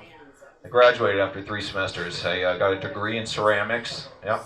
I got a degree. I don't know if it's a real degree or I just took every ceramics class they had there at Southwestern Community College. They had 2 ceramics classes. I repeated one of them twice. I'm a professional, you guys. If you guys need a coil pot to keep your empty change in or anything, just come to me. I'll let you know. I'll be selling them out on the sidewalk after the show. I customize. I can write your name on them. I'm also going to be selling grains of rice that I write your name on as well. So talk to me after the show, and I'll give you guys a deal on that. Support my tour, the Grains of Rice tour. All right. When I moved out of the house, I had to clean all my stuff out of the garage. You know what I mean? Found so many old memories in the garage, cleaning through those boxes. Found all my old participation trophies. Right? Found a few of those. Found all the porn that I printed out on computer paper and hid from my parents. Right? That was in there. Found my old Rasta-colored poncho. Oh yeah. Anybody here ever go through a Rasta-colored poncho phase? No, I went through a 4-year Rasta-colored poncho dynasty, all right? Those were good years, okay? I got the championship mood rings to prove it, all right? We won every year, all right? I'm currently in my leather jacket phase right now. I don't have any jokes for that yet. Working on it. But I love that poncho, though, man. I wore that thing every day. I wore that poncho. I was such a big pothead back then. I thought this would be a fun idea. I purposely destroyed my credit score to get to be 420. Yeah, sounds like a fun idea, right? It's not a fun idea, you guys. Do not do that, all right? I had to pass a drug test just to raise my credit score back up. That's how bad it was. Yeah, it's tough work, man. It's a lot of work to raise your credit score to get to be 500. I have a good credit score. Come on, guys. I got a leather jacket on. Come on now. I'm still paying for this thing. Where was I? Dropped acid yesterday. That was a fun day. Dropped acid yesterday. I spent the entire day in this big grassy field on my hands and knees, searching around for a little piece of paper I dropped on the ground. Why I was naked, I couldn't tell you. I searched everywhere. That's the reason. I really had to look for that thing, man. It's a $30 piece of paper I dropped on the ground. All right, I got to find that thing. I stopped wearing that poncho a long time ago, though, man. I haven't worn that thing in ages, man. I feel like my personality never took off that Rasta-colored poncho, all right? Like, once you go red, yellow, green, you do not go back, all right? I've tried every drug to try and get hooked. Nothing got me like that weed did, you know? I even tried cocaine. Tried it 743 times. Just never quite got it. I couldn't really feel it. I couldn't even feel my lips. I don't know what was going on, man. It was a weird drug there. Got a tooth pulled, though, so that was cool. Any fans of Novocaine in the house? All right. I don't know. You guys excited about the legalization of marijuana here in Illinois, in the state of Illinois? You guys excited about that? No? Okay, a couple of you guys are excited. That's great. A couple people are excited. You gotta be careful, though. Be careful what you wish for, all right? You don't know. There's certain repercussions you don't see coming with weed legalization. All right? I came from California. We've got legalized there a few years ago. My mom now is a full-blown pothead. I did not see that one coming, all right? I'm growing up, I never saw my mom drink a drop of alcohol in my entire life, all right? And now, last time I hung out with her, I walked in on her. She was rolling up a Swisher Sweet, listening to Bone Thugs and Harmony, all right? That's like, Mom, where have you gone? All right? She's listening to the first of the month. Wasn't even the first of the month. That's how hard in the paint she goes. She's a full-blown pothead. She was like, Mom, you got to listen to that song. You got to listen to that on a Friday when you get paid, right? Cash the checks and get up. Come on, Mom. She's like, baby, I am retired, divorced, and you kids are out of the house, all right? It is always the first of the month for me, all right? That's right. Yep. Yeah. All right. Fantastic. You guys ever been to the aquarium over here before? The Shed Aquarium there? Right? That's a great place to spend the day, isn't it, Thomas? I love that place. Like $20 for a ticket to get in. Another $20 for a little baggie of mushrooms. There you go. That's a great combination right there, all right? Have you guys ever done that before? Let me tell you. I got a little tip for you guys. You guys are a fun crowd tonight. I'll give you a little hint. If you don't know where to get any mushrooms from, just go. What you do is just go to the aquarium, right? And before you walk into the building, just go around back of the building, okay? And then just kind of search around, look in the bushes and stuff. Maybe search behind a trash can. And if you're lucky, you'll find a guy there who sells mushrooms. All right? I'm that guy. Okay? Just look for me. I'll hook it up. All right? Those are good stuff, man. Blue caps. All right? I put on Pink Floyd, The Division Bell, last time I went to the aquarium. That is the perfect album he gets. That is the perfect album for the aquarium. It's all aquatic sounding and stuff. Oh, yeah. The fish were digging it, too. They were really getting into it. They're, like, changing colors in the lights, like, dancing along to the music and stuff, man. It was a happening time over there at the shit aquarium. I was tripping, man. I even caught eyes with one of the fish there. It was just me and this little fish staring deep into each other's souls. Yeah, I was really beginning to connect on a supernatural level with this little fish. And I realized I had been staring at my own reflection in the glass. Yeah, for 2.5 hours, you guys. I wasn't even at the aquarium, I was at Petco. That's supposed to be my dog food, alright? They're good mushrooms. Alright, good night. Yay! Dan Marganski, everybody, give him a round of applause. Yes. We're going to keep it going. We only got 3 more comedians. This gentleman, I don't know at all. Matt Banwart. Thank you. Oh my gosh. What a hot introduction. Yes, I don't know Thomas Bottoms at all, and that's all I need to know about me. That's good. That's good. Super excited to be here. I'm celebrating an anniversary tonight. Yay! Thank you. Let me clarify. Right before I was like sitting by the stairs, Facebook Memories notification. Apparently it's the 9-year anniversary of today. I posted on Facebook, and I do quote, "Hey, does anyone want to go see Cars 2 with me?" It's the 9-year anniversary of that. I looked through the comments on the post. There was 0 comments. There's 2 likes. One of the likes was my mom. So 9 years ago today was a pretty big day for me. I saw Cars 2 alone. The other like was myself. So pretty big anniversary in someone's life, you know. It's all good. I was not a cool kid growing up. I wasn't. My little brother, he's 9 years younger than me. Yeah, not great. Like my name's Matt. Matt's an old Hebrew name, right? Roughly translates to gift from God. Gift from God. That's a lot of pressure to throw on a newly born child, you know. Like my parents pop me out, they're like, "This son's a gift from the divine. Live up to that, boy." Like a lot of pressure. If I'm a gift from God, I'm living proof it's a thought that counts, you know. If you put a kid named Matt up for adoption, that's just re-gifting, you know? My little brother, his name's Chris. Chris is a Greek name. Roughly translates to oops. 9 years, that's a big jump, you know? Like my parents weren't planned. They're like, this one wasn't planned. Not a great loop there, man. My little brother, though, he's cool. He was just voted homecoming king this last week. That's pretty cool. I was into cool things in high school. Like he's into shoes. That's his big thing. He's into shoes. Yeah, he's into shoes. I think it's weird that shoes get their own culture, you know? Like my little brother could stop a stranger on the street right now. He could go outside Shakers right now and be like, "Yo, man, that's a sick pair of authentic 1995 Red Edition Chicago Bull Jordan 3s you have on." And the stranger would be like, "Oh shit, dude, thanks for recognizing," you know? And they would like they would bond. It'd be intimate. But there's no such thing as like shirt culture or pants culture. Like I can't stop some lady on the street and be like, "Pardon me, ma'am, but by chance is that a 70-inch waistband, authentically sun-bleached stretch pair of boot-cut Levi jeans you have on?" Like that'd be weird. That would be weird. She'd probably call the cops on me. That's not not a thing you should do to someone, you know. Thanks for coming. Have a great night. This is exciting. It's just you two in the corner, so you better stick up, okay? I'm appealing to both sides of the room. This is exciting. I just moved to Chicago. It's exciting. I'm glad you're excited for me. I didn't move to like a good part of town. I moved to a rough neighborhood. Here's how I figure out it's a rough neighborhood. Is I moved in, and the only 3 businesses on my street are 3 for 3, all laundromats. Like that's all. Like what a competitive landscape for clean clothes, you know? Laundromats, man, that's it. Out of 3 laundromats, there's 2 working washing machines. Alright, let's do some math here. 2 working washing machines, 3 laundromats. That means one of them has no working machines in it. What are they laundering? Correct, drug money. That's it. I went to do laundry. None of them have coin machines, and I was just standing there. I was like, I need coins, you know. And some dude appeared at the door out of nowhere. Like he put his hand on like the frame of the door frame, and he's like, "Hey man, can I get you some change?" I was like, "Yes, you can. You reverse beggar, you. I'll gladly take your change. You know, I'll take your change right now. But there's some dude on the corner that needs it way more. You know." He's like, "Hey, 1 second. I'm gonna get the change guy real quick. You stay put," and he leaves. And I was like, "Oh, cool. I definitely accidentally bought drugs from this dude."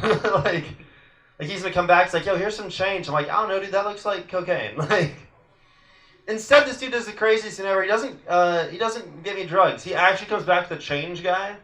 There's just some like older dude in a wheelchair. He's like, "This is the change guy," and I was like, "Oh." Gave him $5. He gave me 20 quarters, and I was like, "Hey, you can take some money off the top, change guy. You know, I'll tip you for your services rendered. You know, like you're doing God's work." and it was pretty great of an experience. I didn't know how to feel about it though, because I was like, "Man, my clothes aren't very clean at the end of the trip." But you know, I want to Google him a 5-star review because it was a rough neighborhood, but damn, they take care of their handicap. You know, like it's pretty. I'm gonna end on this, guys. I'll just leave you guys with this thought. This isn't a joke, much of a thought, but like, you know, who's the dude that decided that handicapped bathroom stalls are forever at the end of the bathroom? You know, like, was he just mad that their parking spot was too good? I don't know. Hey, give it up for us, everybody. Yay! I do not know him. You know. Matt Banwart, everybody, give him a round of applause. Now, what neighborhood do you live in? Did you move to? I couldn't tell you the name of it, man.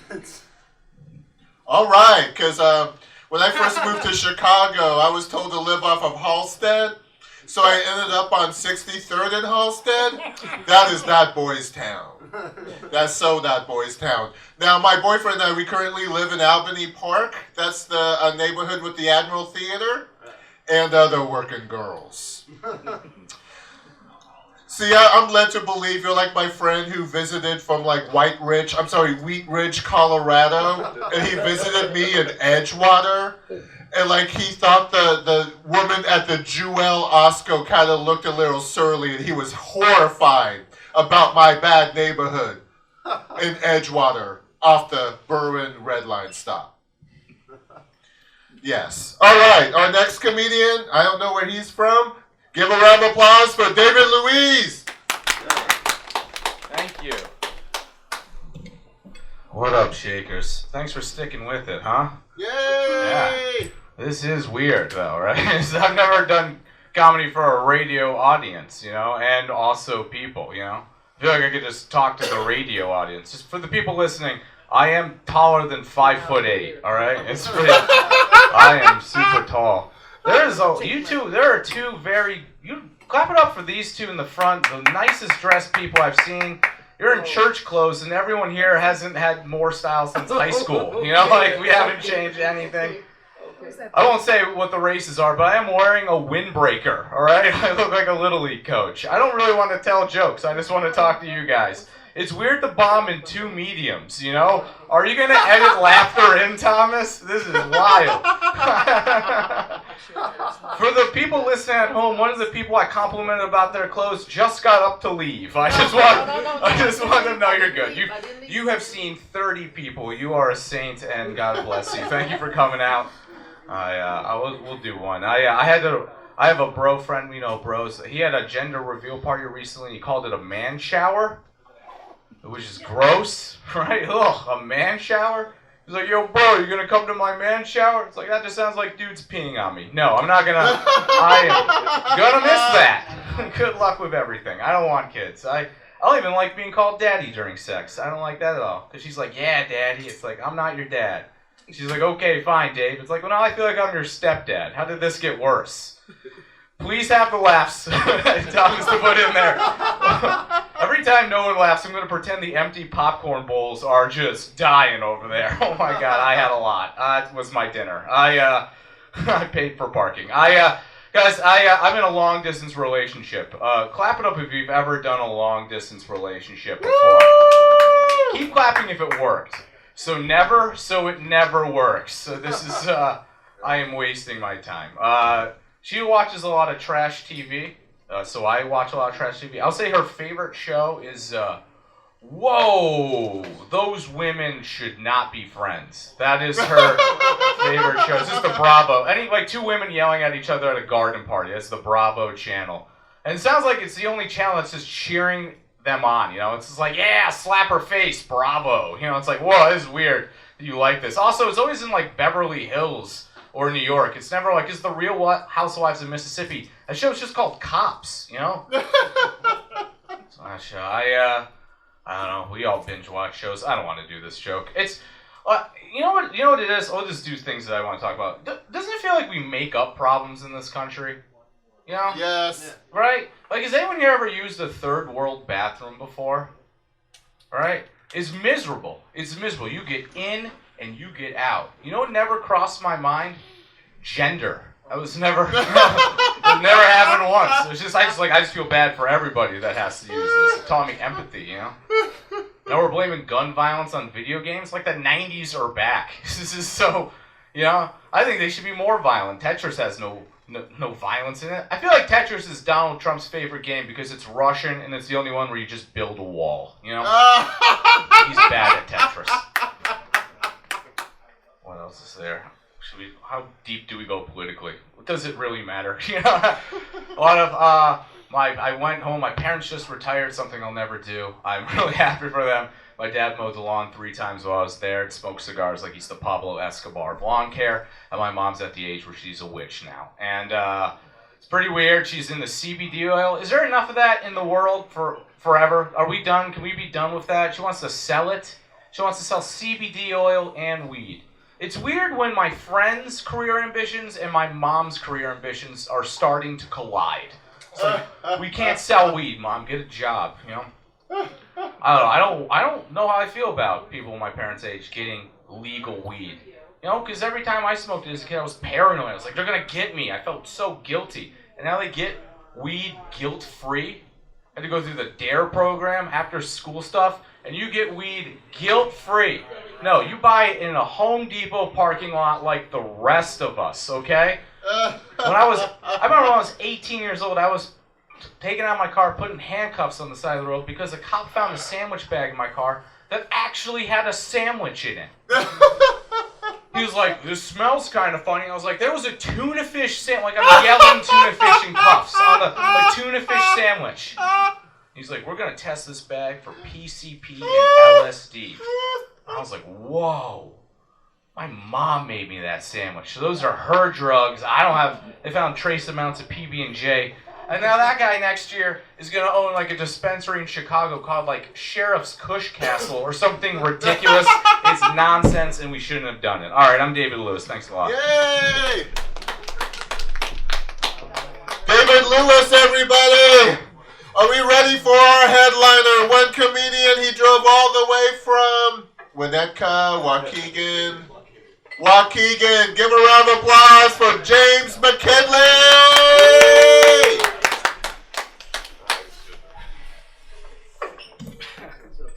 Hello, half of what was open mic night.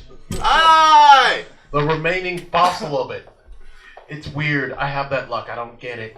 But hey, having to drive all the way from the suburbs, that's so fun. Yeah, really fun. After finally getting my car fixed, it is. I mean, I'm broke as hell, and I'm still trying to figure out how I was able to get the car fixed. I mean, hey, whatever. Yeah, I live in a very small apartment, and as in small, I mean so small it offends Asians. I mean, I don't really have a luxurious apartment because it's a studio. And studios, I don't know why. Why are things so small, so freaking expensive? And I'm trying to figure this out. Even my cats are like trying to figure out how to get around me without tripping over me. Speaking of cats, I mean, my cats are so disrespectful, man. I mean, I'm trying to figure out whether I'm the one paying their rent. I mean, every time I pick up my cat and try to move her around the house, wads of cash fall out. As if they're trying to hold out on me. I'm trying to figure out why I was broke half the time. I mean, I love cats, man. I love cats so much. I mean, I love cats so damn much, man, because like, I think they're the only animals that don't snitch. I mean, seriously, like, I mean, think about it. Do you see any cops at the airport making a cat sniff for weed? I mean, come on, Roscoe. Come on. Okay, we need to work for this. We gotta fix this up, man. I mean, a dog, they snitch so quickly, man. I mean, their nose, man. Like, I think dogs are a little too loyal. Like, a little too loyal. I mean, you're trying to cheat on your wife, and you hide the evidence, and the dog has it pretty much stuffed under the couch you're about to sit with your wife on. That's not fun if you sit on a plastic bag full of lubricant you guys don't even use, and it sounds like a whoopee cushion. Yeah, that's so fun. Thanks, Lassie. You suck. I am sick and tired of reality shows. I'm so sick and tired and fed up with these things, man. That stuff ain't realistic enough. For example, the real world. You're in a cramped up apartment, more like a studio apartment, full of 7 stereotypes under one roof, and they all get impolite. Yeah, scripted. They're scripted, though. I mean, another example, what I mean by scripted, like, the drama in the real world was scripted. So, think about it. Imagine 7 people actually getting along with each other, but they're forced to actually make up an argument. You know how pressuring that'd be, man? Be like 2 guys, oh, come on, man, I'm not a racist, but I gotta call you the N-word for the ratings. Sorry, Tyrone, no offense. Here's a noose and a cosplayer slave outfit. Don't worry, we're making a movie. But the one reality show that makes me angry the most, it takes place on an exotic island where a bunch of grown-ass adults compete for money playing on playground equipment. It's called Survivor. I don't get the logic of this show. Why is it that every single time I watch Survivor, there are no casualties? I don't get that crap. That's stupid. You cannot create a show like Survivor unless there is a very, very high chance someone's going to die. Give me the license. I will so hire me a sniper for that show. Red dot, you burn it off. End of story. First season will already be over. 2 people left. Okay, man, that donut's right there with that red dot. Oh my God, who's gonna get the donut? Talking about reality shows. I mean, I want to make my own reality show. It's gonna be very simple. It's like 4 people living in a small apartment, a condo in Chicago. It'd be like, it's gonna be called Rochambeau. The reality show where you kick someone square in the nuts when they're not looking. 4 kicks to the nuts, you'll win a free whiskey for life. I'm gonna kick you in the nuts. Hey, look, a deer. Kick to the nuts. If I could make another reality show, it's simple. It's a dating show or an anti-dating show. It's like this guy and girl, they're talking. They're like, oh my God, Billy, you're so awesome. I texted Billy. Oh my God, he's not talking to me anymore. What happened? All of a sudden, the mascot in a big ass pile of white sheets. Ghosted. Oh my God. Billy didn't call me back. We were supposed to go to the porn convention. Ghosted. Simple. Simple stuff. I wish simple things could be made into reality shows, though. But I want other simple things to be made into extreme sports. We got esports now. That's cool. People playing Fortnite, Overwatch. Why can't there just be professional Connect 4? I want to see that. It's like extreme Connect 4. I'm talking about to the level of WWE style. It's like the big ass ring, the Connect 4, and the seats right there. It's like, and his name is John Cena. And then some guy, I'm the bushwanger. They got their own pieces, the black and the red. It's like, whoa, look like John Cena's got, what's this? He's off the ropes. Oh my God, he puts right in the middle. What's this? Oh, a reverse backflip. Oh, he blocks his shot. Oh my God, there's 2 more left. Who's gonna get it? Wait, he's gonna block it. Oh, he gets hit by a chair. Oh my God. Wait, what's this? Wait, oh my God. Can I get it? Easy. You know how extreme that is? And one more sport I want to do. Okay, they have arm wrestling competition. For real. Those are legitimately awesome. That's a test of strength. But why can't we make it extreme? Just like Lone Dog versus Tiger Shark. What's this? Oh, he's getting him. What's this? Oh, and John Cena hits him with a jaw. Oh my God! Oh my God, he's going down. What's this? Oh, step! Reverse backdrop! 1, 2, ding, ding, ding, ding, ding, ding! Oh! Extreme arm wrestling. I think things need to be extreme these days, man. Just like women jumping to conclusions. That's gonna be a good sport. That's a good Olympic event. Jumping to conclusions. Women will take the cake on that shit. Pardon my language. Sorry. I got a little too excited. Sorry. But anyways, I'm gonna let you guys go. My name is James McKinley. Yay! James McKinley, everybody! And just to let you know, James, when I first moved to Chicago, I moved into a 4-bedroom, 2-bath apartment with 3 other gay men, 2 dogs, and 2 cats. We had more fights than the Real Housewives of Atlanta. It was so bad, James, that the man cursed me out on my birthday. And when I told him I wanted to meet and talk with him on Friday, he felt I had disrespected him. And that's when I told him, I have had it with you. Next time you disrespect me, I will beat you. If you continue to disrespect me, I will beat you until you have a permanent limp. Do you understand? Then I got cast for a reality show, one of those house ones. So I showed up with some hypodermic needles and just left them around. I don't do heroin, but I thought it would create drama. They fired me. So this has been Bottoms of the Barrel on Q4 Radio, AM 1680, Q4.org. We're followed by the Magic Hour. We've been here at Shakers. Round of applause at Shakers. Joe behind the bar. We've had many comedians.